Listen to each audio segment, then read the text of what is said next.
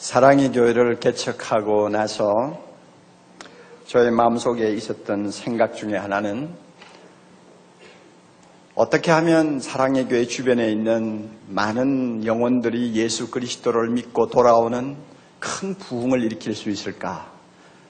사랑의 교회 때문에 예수 믿었습니다. 사랑의 교회 때문에 구원받았습니다 하고 하나님 앞에서 두 손 들고 환호하고 자랑하는 사람들이 어떻게 하면 좀 더 많을 수 있을까? 이런 고민을 하다가 교회 시작하고 5년 후인 1983년도부터 대각성 전도 집회를 시작했습니다. 지난 19년 동안 대각성 전도 집회를 하면서 우리 모두의 손을 잡고 초청받아서 이 자리에 와서 복음을 들은 태신자들은 4만 명이 조금 더 됩니다.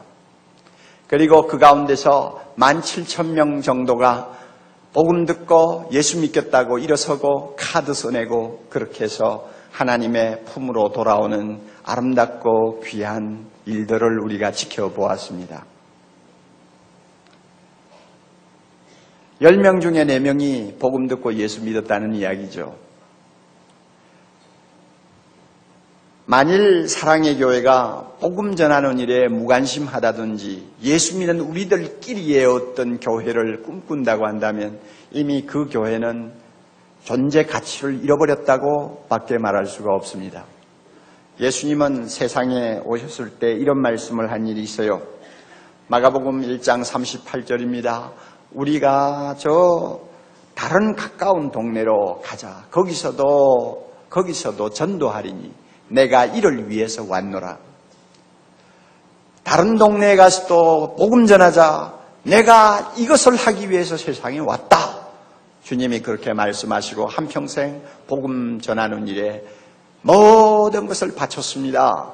그리고 십자가에서 승리하시고 이 세상을 떠나시면서 사도들과 지상교회를 향하여 마지막으로 하신 말씀, 너희는 온 천하에 다니며 복음을 전하라. 모든 족속으로 제자를 삼으라. 이렇게 명령을 하셨습니다. 그러므로 교회가 크다고 전도에 무관심합니까? 교회가 아닙니다. 믿지 아니하는 영혼이 오늘 당장 하나님의 부름을 받으면 영원한 심판을 면할 수 없는 사람들을 보면서도 그들에게 복음을 전해야 되겠다는 애절한 어떤 연민의 정이 마음에 생기지 않습니까?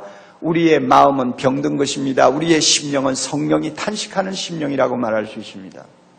그만큼 복음 전하는 것은 교회의 생명입니다. 미국에 가면 윌로우 크릭 교회라고 하는 유명한 교회가 있습니다. 아마 미국 교회 중에는 가장 세계적으로 알려진 교회 중에 하나라고 말할 수가 있는데 그 교회가 시작된 지는 우리 교회보다 역사가 조금 더 됩니다만은 그저 사이즈로 봐서는 우리 교회 정도의 대형 교회입니다. 그 교회의 특징은 믿지 아니하는 이웃들을 전도해가지고 지금까지 28년 동안 복음을 전해서 오늘의 교회를 이룬 아주 능력 있고 뜨거운 교회예요. 박력 있는 교회입니다. 그 교회는 예배실이 한 4,000석 정도 돼요.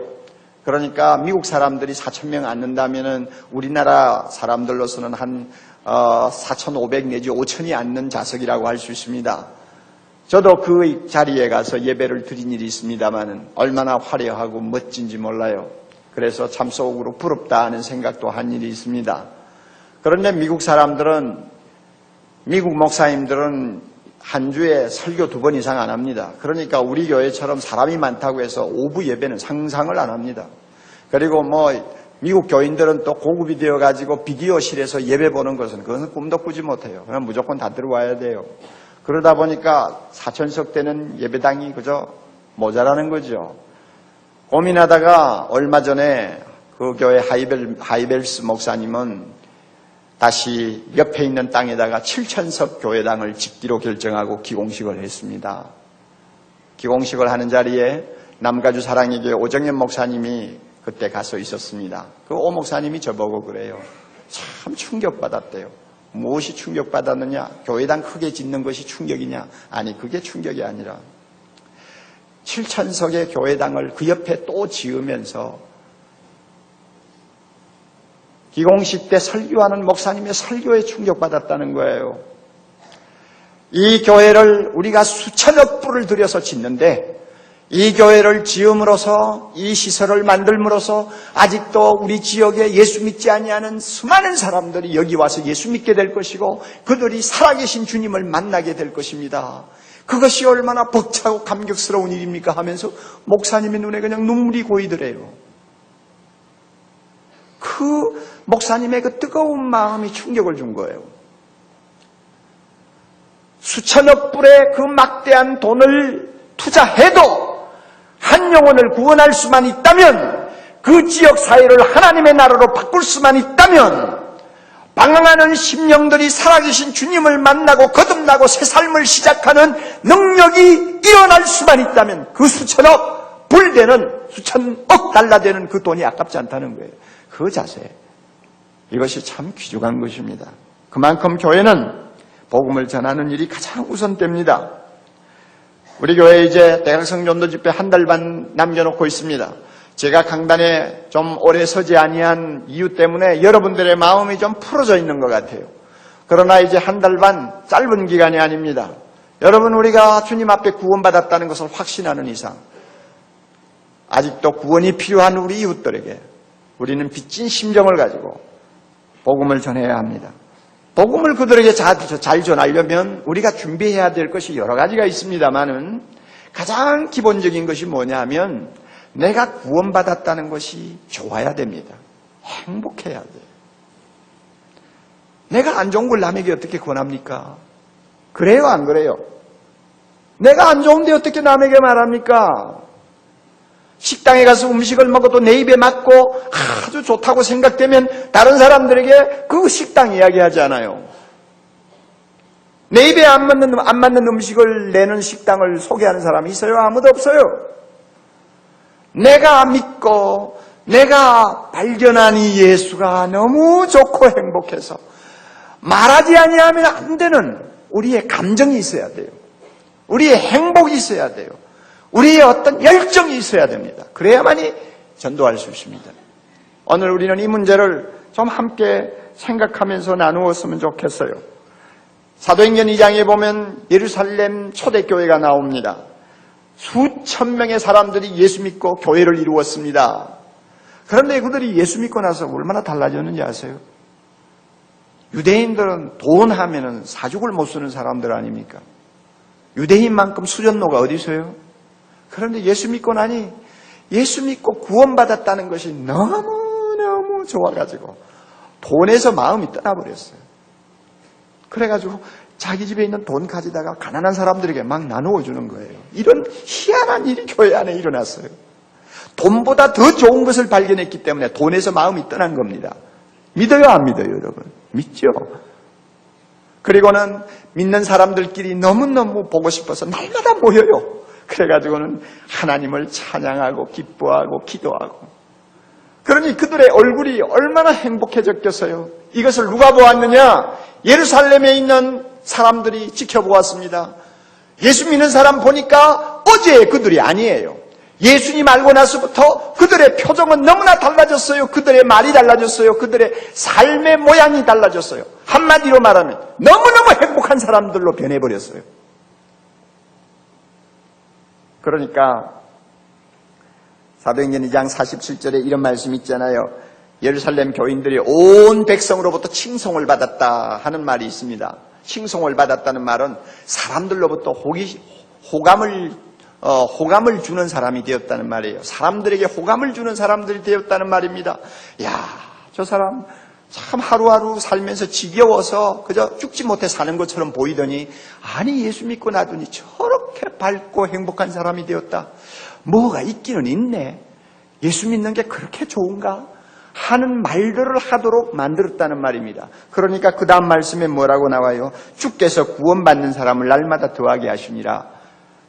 교회로 들어오는 사람이 자꾸 많아요. 나도 한번 믿어봅시다 하고 찾아오는 사람이 많고 예수 믿으라는 말만 하면은 그래요, 한번 믿어볼게요. 당신처럼 그렇게 행복할 수 있다면 나도 믿어볼게요 하고 교회로 들어오는 사람이 많아졌다는 이야기입니다.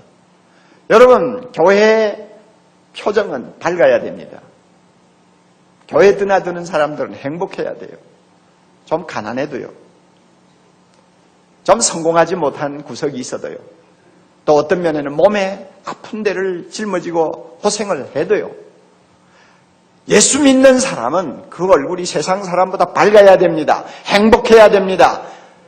세상 사람들이 볼 때 우리하고 좀 다르다 하는 것을 느끼도록 해야 합니다. 사랑의 교회 예배 드리고 나가는 모든 성도들의 표정이 마치 천국에 들어왔다 나가는 것처럼 보여야 합니다. 그래야만이 저 한 길 건너 있는 술집에 있는 사람들이 보고 술 먹고 기분 좋아하는 우리보다 더 행복해 보이네. 아마 이 정도로 나와야 돼요. 그래야만이 우리를 통해서 복음이 전해질 수 있어요. 우리 말을 그들이 귀담아 들을 수 있을 것입니다.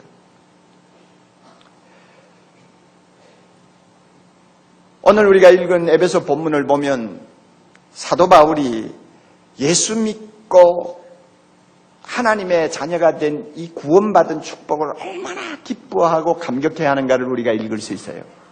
그는 지금 감옥에 있습니다. 로마 감옥에 앉아 있어요.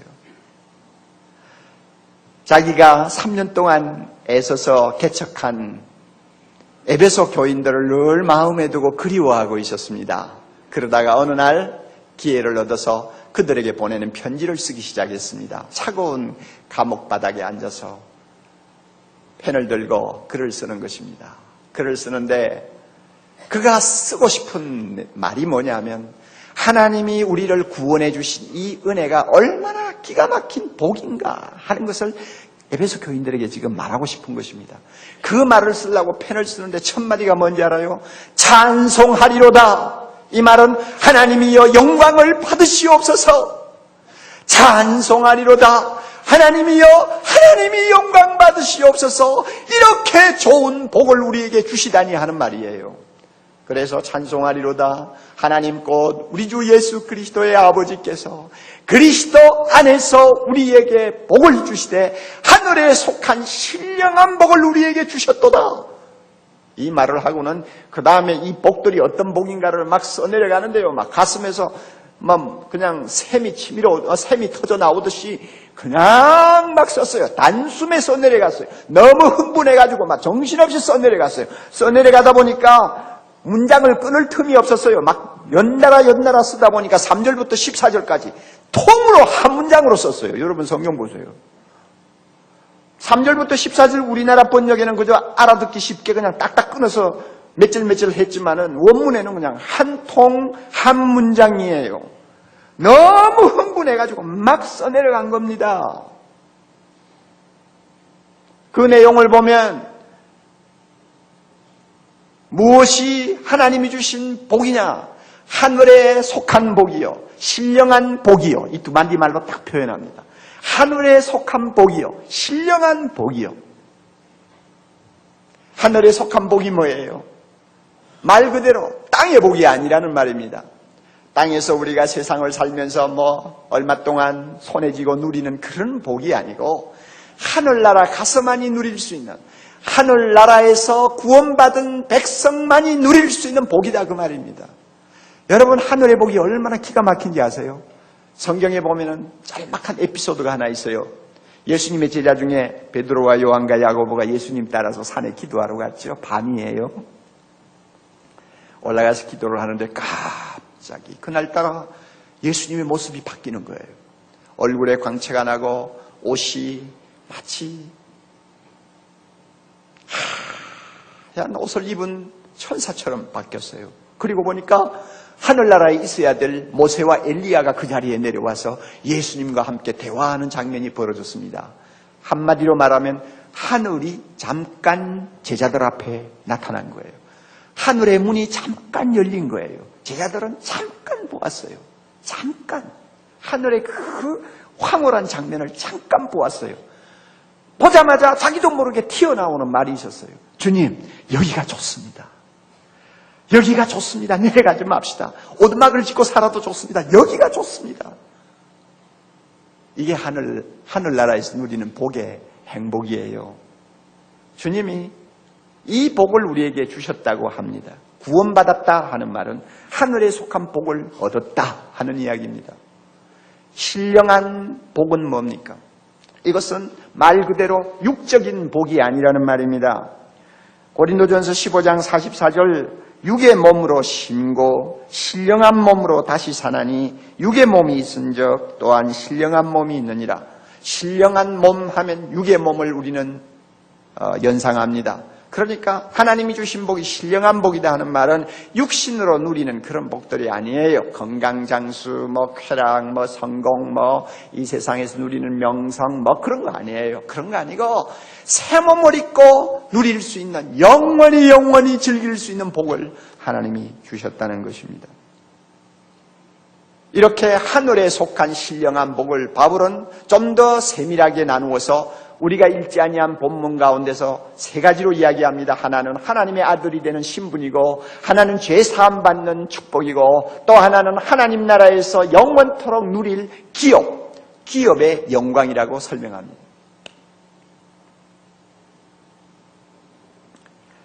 바울이 이것을 막 써내려가면서 흥분하는 것입니다. 여러분, 바울을 지키는 간수의 입장에 우리가 잠깐 한번 서봅시다. 로마 감옥에서는 제수들에게는 다 간수가 있어요.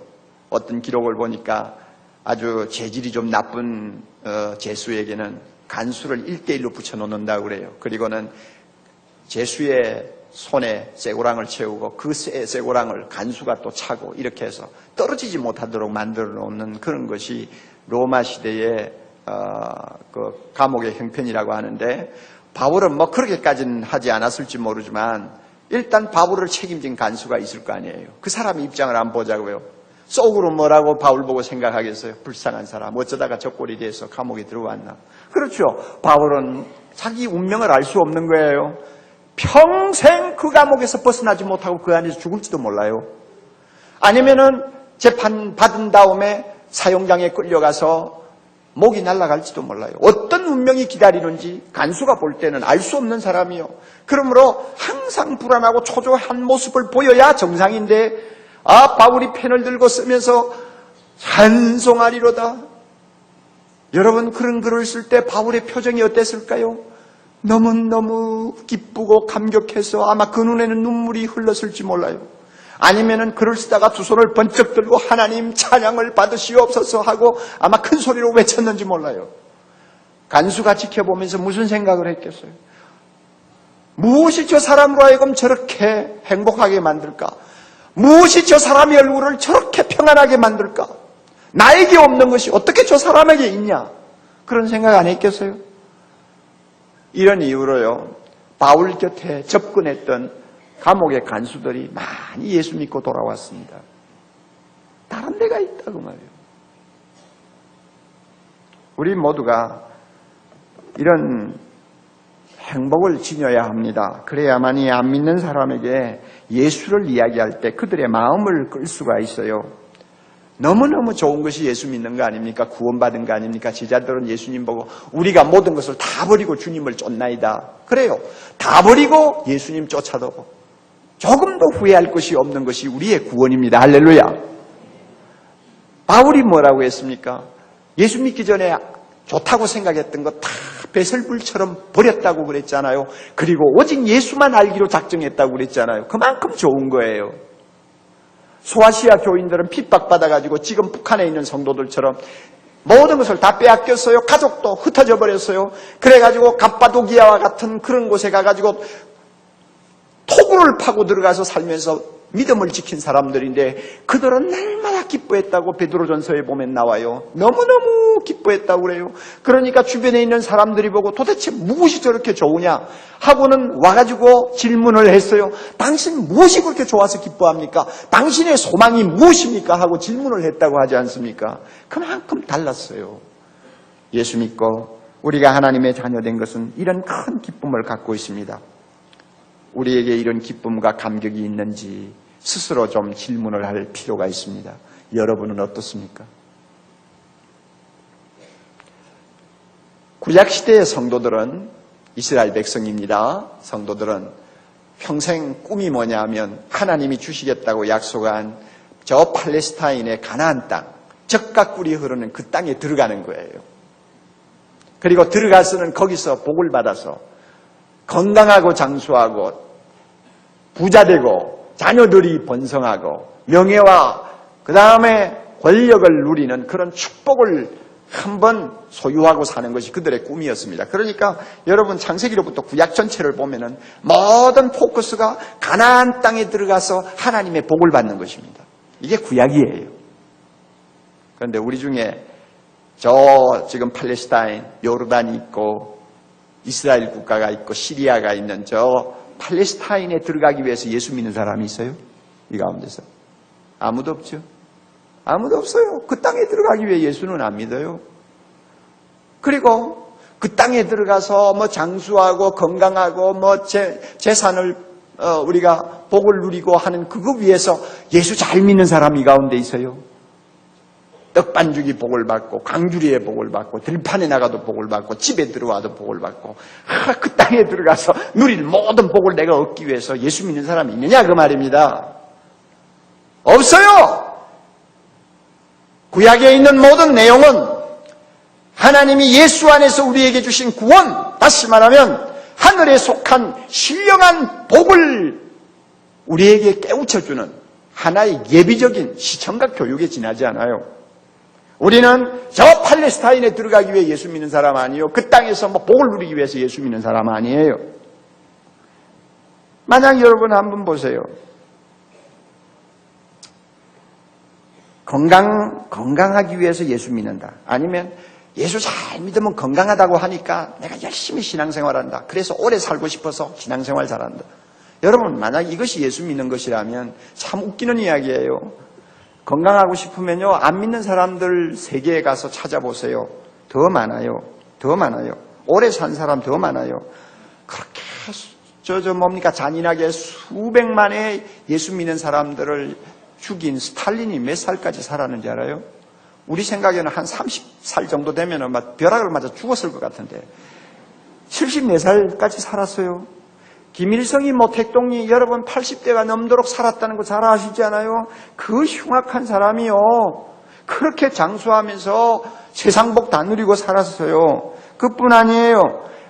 2차 대전을 일으킨 전범 제1호라고 할 수 있는 소위 일본 천황 히로히도가 몇 살까지 살았는지 알아요? 우리 같으면 자다가 요절을 할 것 같은데 88세까지 살았어요.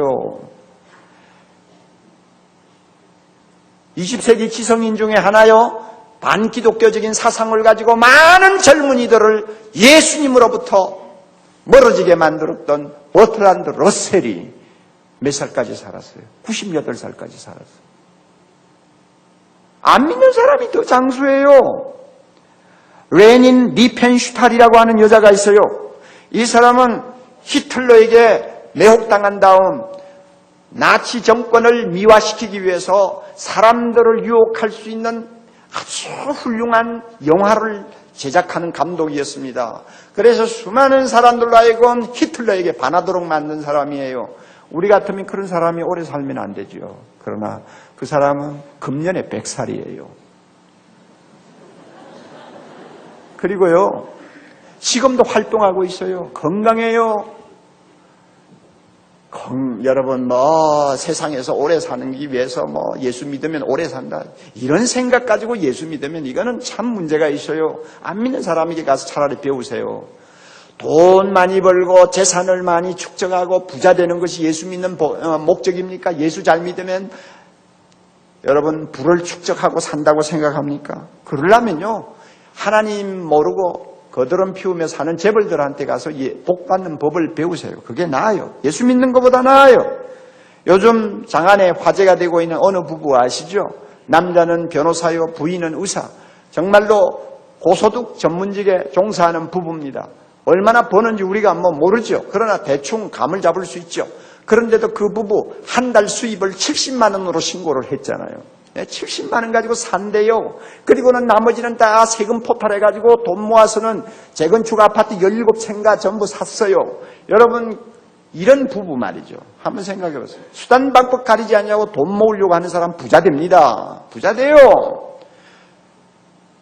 그래서 재건축 아파트 사가지고 나중에는 돈 없는 서민들 그저 전세 얻으려고 하는 사람들 한 푼이라도 더 올려서 착취하고 월세를 가지고 착취하고 이래서 자기 호주머니를 계속 채우려고 하는 거 아니에요.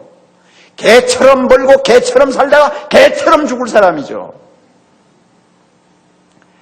자기가 그만큼 머리가 똑똑했으면 똑똑한 이유는 다른 사람이 그만큼 멍청했기 때문에 똑똑한 거 아니에요. 그러니까 자기가 빚진 줄 알아야지. 나라를 생각하는 책임이 있어야 되고 이웃을 배려하는 그러한 양심이 있어야 되고 자손들의 장래를 생각할 수 있는 책임이 있어야 될 사람들이 그따위 짓을 하면서 돈을 모은다 그 말이에요. 돈 모으려면 그런 사람에게 배우면 돼요. 예수 안 믿어도 돼요.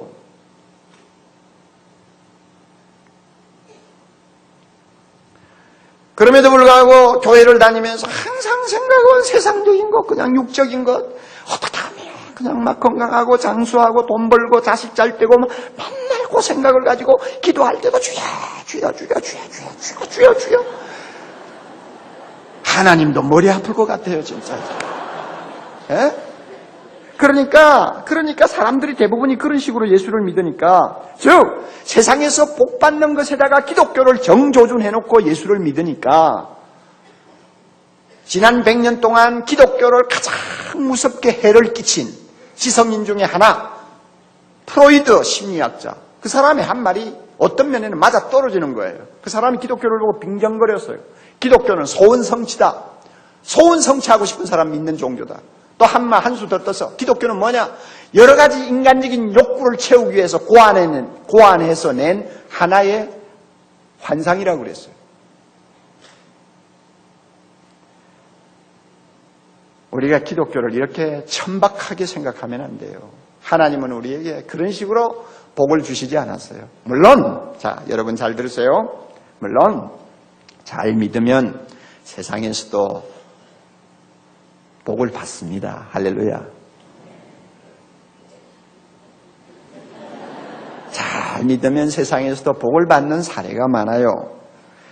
외국에 있었던 연구입니다만 의학 연구에 따르면요, 교회를 정기적으로 출석하고 신앙에 따라서 일관성 있게 참 경건한 생활하는 사람들이 정신적으로나 육체적으로 훨씬 잘 산다고 하는 연구 결과가 이미 나와 있어요. 그들의 자손들은 잘 돼요. 잘 되는 경우가 많아요. 한 가지 예로 조나단 에드워즈 하면은 지금부터 한 200년 전에 살았던 사람인데요. 미국의 위대한 철학자요, 신학자요, 목사요, 부흥사였습니다. 그 사람의 부인 사라가 자녀를 11명을 키웠어요. 많이도 낳았죠. 그래가지고 자손들이 번창하기 시작했는데 한 100년 지난 1900년도에 조나단 에드워즈의 자손들을 이 학자들이 한번 분석을 했나 봐요. 했더니 기가 막힌 결과가 나왔어요. 그 자녀손들 1400명 중에서 대학 총장이 13명, 교수가 65명, 변호사가 100명, 판사가 30명, 의사가 66명, 부통령, 지사 등 고급 공무원이 80명, 그렇게 해서 1400명 중에서 30% 이상 되는 사람들이 사회와 국가의 지도자적인 역할을 하는 후손들이었습니다. 예수 잘 믿는 경건한 가정의 자녀손들 잘 됩니다. 믿습니까? 믿어요? 안 믿어요? 지금 좀 안 되는 것 같아도요, 반드시 하나님이 은혜 줍니다. 이건 뭐 저도 믿어요. 그리고 예수 잘 믿으면 건강의 축복도 받습니다. 믿음 좋은 사람 치고 알코올 중독자 봤습니까? 믿음 생활 잘하는 사람 치고 날마다 담배 입에 물고 있는 꽁초 봤습니까? 꽁초라가 아니에요. 담배 꼴초 봤습니까? 없지요, 없어요. 믿음 좋은 사람 치고 마약에 손대는 사람 봤어요? 없어요. 믿음 좋은 사람 치고 여자들 꽁무니 따라다니면서 인생 허비하는 사람 봤어요? 없어요. 그러니까 건강이 좋은 거예요. 건강이 좋을 수밖에 없죠. 그러니까 연구해 보면 동맥경화증으로 죽을 사람이 안 믿는 사람 10명 죽을 때 예수 믿는 사람은 6명 정도 죽는데요. 그만큼 우리가 건강하다는 거예요. 폐기종으로 죽을 수 있는 확률이 안 믿는 사람 10명 죽을 때 우리는 한 5명 죽는데요. 간경화로 죽을 수 있는 확률이 안 믿는 사람 10명 죽는다면 우리는 2사람 내지 3사람 죽는데요. 그만큼 우리가 예수 믿어 건강한 거예요. 하나님의 축복을 받는 것입니다. 그리고요, 결혼 생활도 훨씬 더 행복합니다. 예수 잘 믿으면요. 어떤 여론조사에 보니까요, 당신이 만약에 세상에 다시 태어난다면 지금 살고 있는 남편하고 또 결혼하겠느냐 물었어요. 지겹지요, 지겹.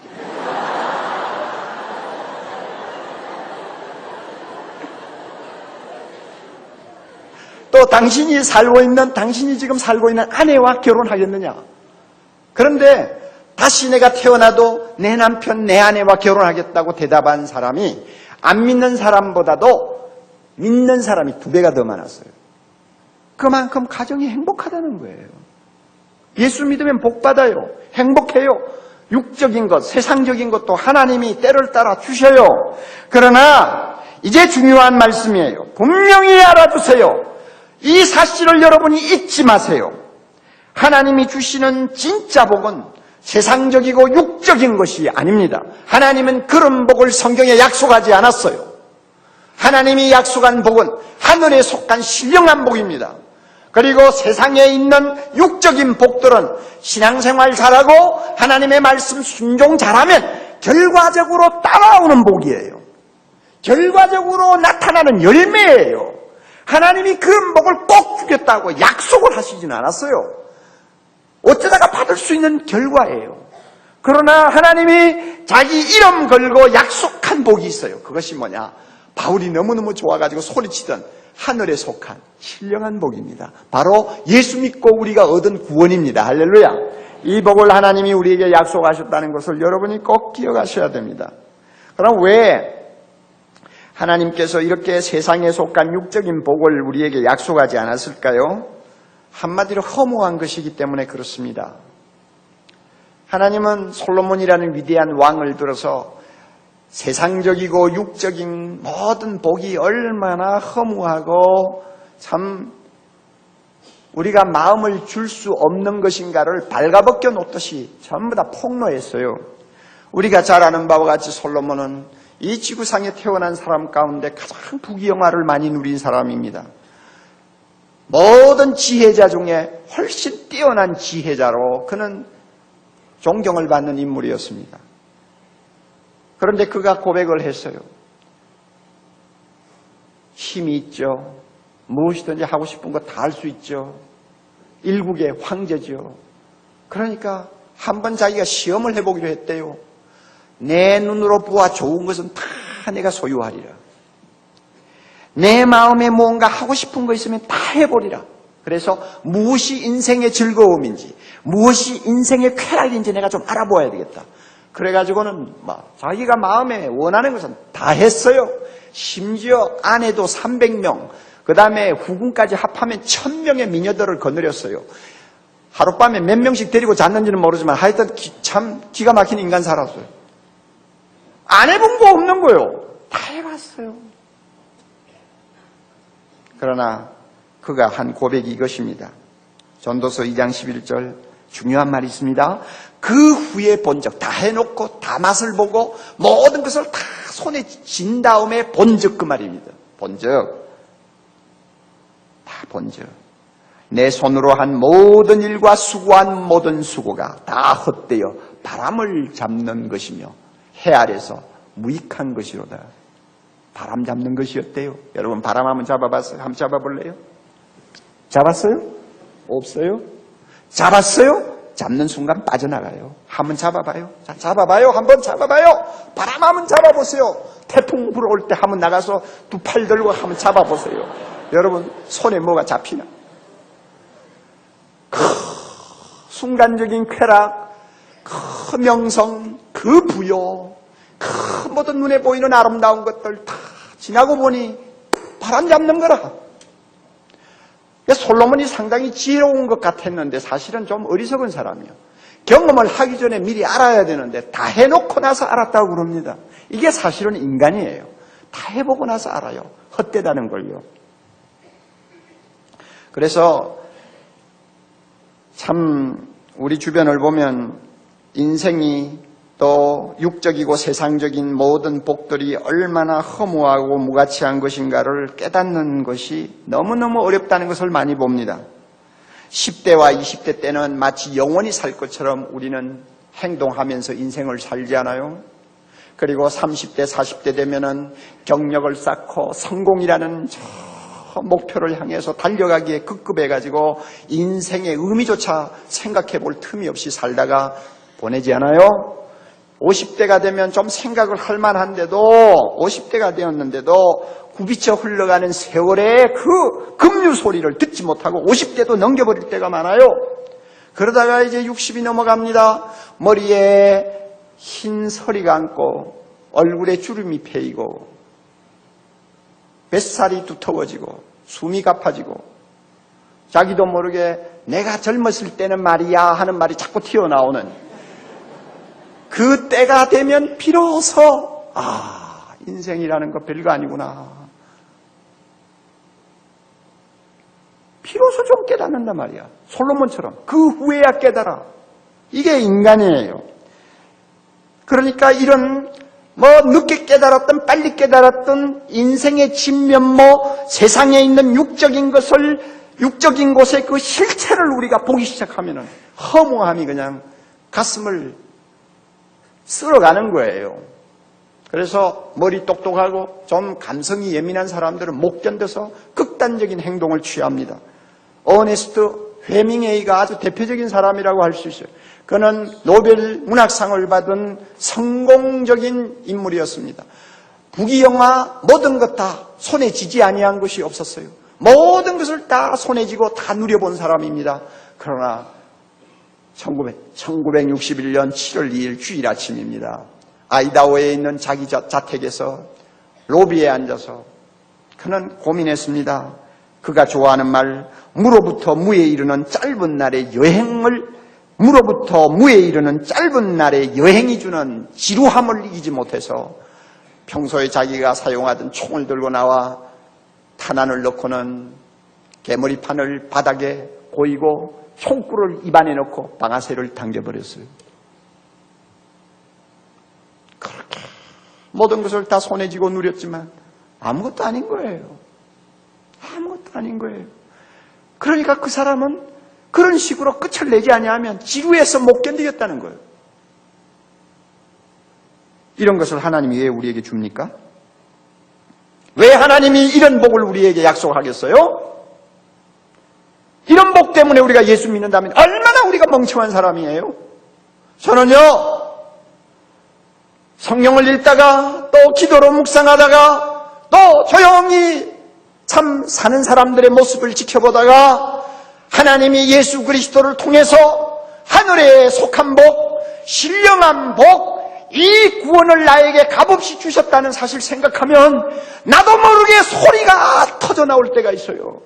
나도 모르게 너무너무 감격스러운 거예요. 저처럼 나이가 좀 든 입장에서 내 앞에 지금 하늘에 속한 복이 기다리고 있다, 신령한 복이 기다리고 있다는 생각만 하면은 가슴이 벅차오르는 거예요. 이 복을 주신 하나님이 너무너무 감사한 거예요. 그래서 바울처럼 나도 모르게 찬송하리로다. 하나님이여 영광을 받으시옵소서. 이와 같은 감격이 내 안에서 치밀어 올라요.